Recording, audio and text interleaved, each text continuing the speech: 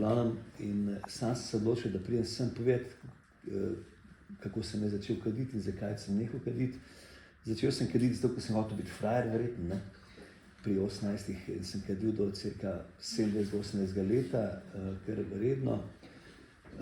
Zakaj sem nehal kaditi, bom vse na kratko povedal.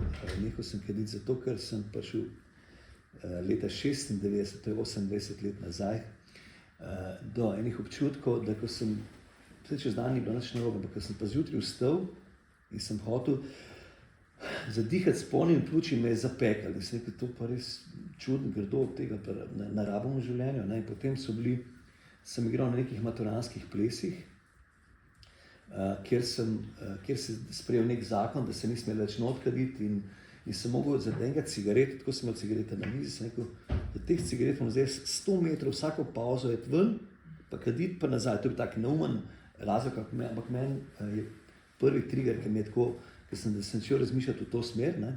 In čez dobre pol leta sem se poročil in so šla takrat za soprogo na poročno tekmovanje, potovanje.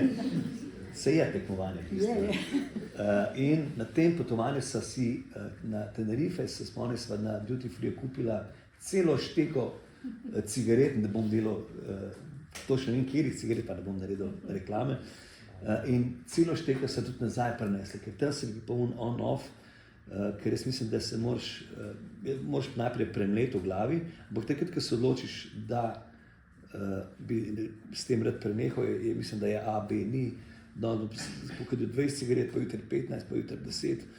Mislim, da to sam materin prej ali slej popustiš pri eni, vse sam eno. Tako da sem se modro odločil in sem rekel, da bom prišel danes tudi sem to povedati, ker če vsaj enega odvrnem od teh mladoletnikov, bom rekel, ki danes delati ne samo navadne cigarete, ampak elektronske in te novodobne cigarete.